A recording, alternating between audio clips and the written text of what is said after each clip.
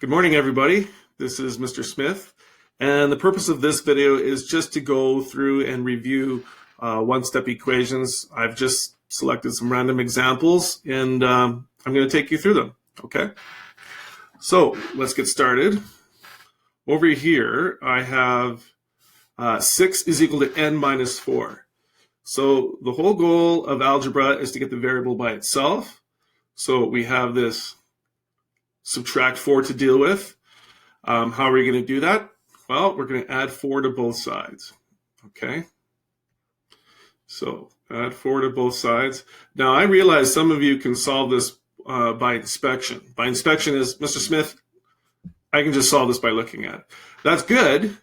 There's nothing wrong with solving by inspection, but it is helpful to practice the steps.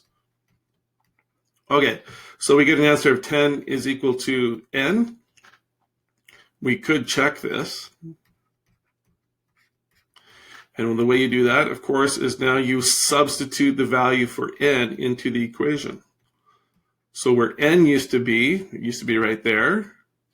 Now we're going to substitute the value for n, which is 10, and we're going to subtract 4. And of course, 6 is equal to 6. Okay, so we're good to go. All right, question 2. Okay, we have p subtract and negative 8 is equal to negative 4. Now, the interesting thing I find about this question is, of course, we have subtracting a negative. So my rule of thumb is you should always simplify equations first before trying to solve for the variable. I think it'd be a good idea to just deal with the subtract and negative right away. So here's what I mean. If you recall, and let's just pick a random example over here. If I had 10 subtract a negative 3, well, what we're supposed to do is that essentially this is the equivalent question of saying 10 plus a negative 3. All right? Subtracting a negative is the same as adding a positive. Okay? So in other words, 10 subtract a negative 3, that's equal to, might as well just say 10 plus 3. On the left side, when you take away, if we're talking temperature here, if it starts out at 10 degrees, and we take away 3 degrees of cold, quote unquote cold, essentially we're making a warmer temperature. It's 13 degrees. If we take away cold, it gets warmer. So 10 plus 3 is equal to 13. 13 is equal to 13. Okay? So subtracting a negative is the same as adding a positive. So my advice then, before we obsess about getting that letter P, that variable P by itself, I'm a fan, if and when possible, can you simplify? Okay? So in other words, here's our rewrite. P subtract a negative 8, let's not deal with that. Let's just rewrite this as P plus 8 is equal to negative 4. Subtracting a negative is same as adding the positive, okay?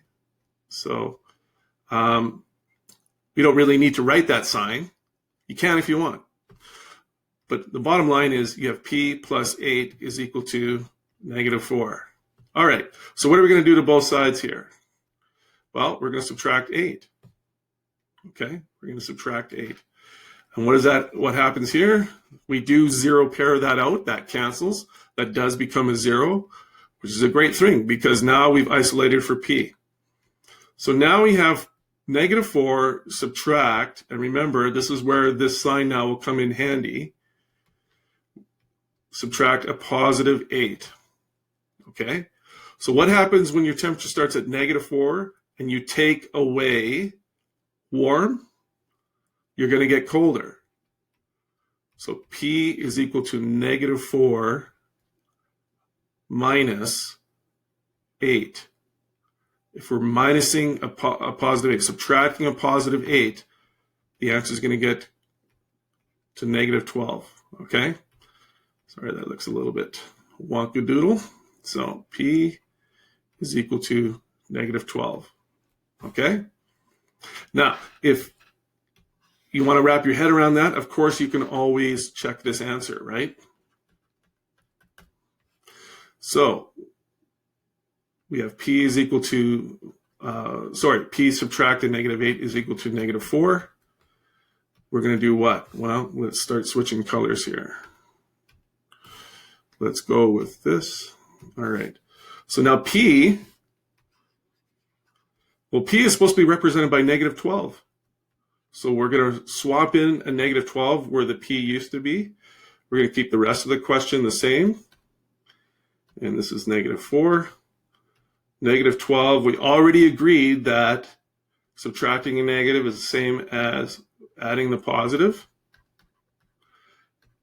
Okay, nothing happens really on the right side. The -4 is just kind of hanging out here, waiting for the left side to get its act together. So what is -12 plus 8? -12 plus 8 is equal to -4.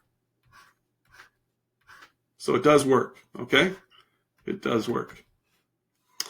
Okay, last question. Okay, this happens to be a multiplication. It says 8u, okay, 8u is equal to 40. Now, oops, got to get back to my pen here. So this is what, just as a reminder, what operation does this imply? In other words, what is this understood to be? Addition, subtraction, multiplication, or division? And of course, the answer is multiplication. Now, you might see this question written in different ways. You could see it in some textbooks or worksheets as the u surrounded by brackets. I suppose you could put a set of brackets around the 8u. Let me just finish this. This is equal to 40. This is equal to 40. I have to say, this one's kind of unusual. Usually they put brackets around the u, or they put brackets around both, like this, okay?